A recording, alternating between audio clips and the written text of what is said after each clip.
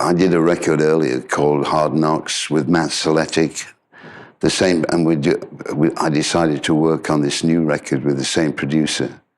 So we got into the process of like how we're going to pick tunes, and we put word out that I was doing a new record, you know, and we got tons. I mean, it's weird how material comes to you. 1 minute you get 20 songs and then nothing for a couple of weeks, and then suddenly a bunch of tunes. And I find it I'm 68 now, so a lot of the lyrics are just too sexy, you know what I mean? I can get away with a few of them, but like I do a song, you know, I'll Be Your Doctor on there, which is about as raunchy as I get, you know. But some of them, I mean, I remember I got this song that everyone wanted me to record called, you know, Steam. It was called Steam, about, you know. And I said, I'm sorry, it's just too steamy. But no, I mean, lyrics do mean a lot to me, you know. Like, so I take my time listening to, although I say that, but I mean, sometimes, you know, like there's a song on there called I Come in Peace that I mean, is like a bit more like I used to play, you know, a bit more R&B oriented.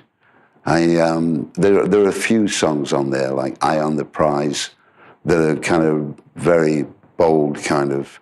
And then I did quite a few little, you know, a song called Younger and $1 Million, which are a little sweeter, you know.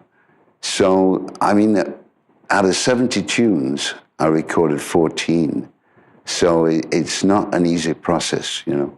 You know, I've been asked that a few times, you know, what is this? You know, so what is the prize, you know?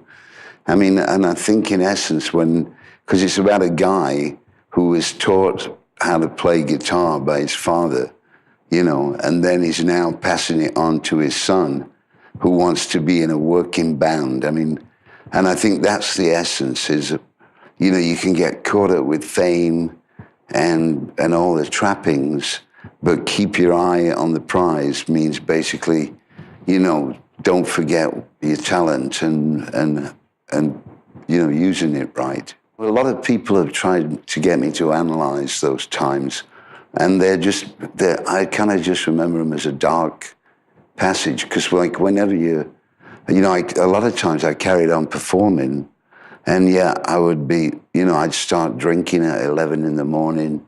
So I would kind of lived in this haze of, you know, and there was no rehab back then.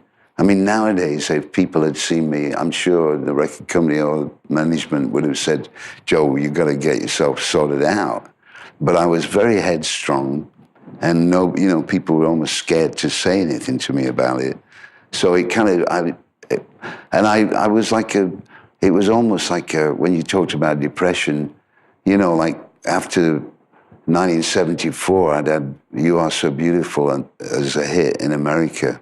And I was so out of it that I wasn't even aware that it was a hit record, you know. I mean, and then things kind of just kept spiraling down. And you know, when you look at all the homeless people today and you wonder how can they get in that state, I wasn't far off, you know.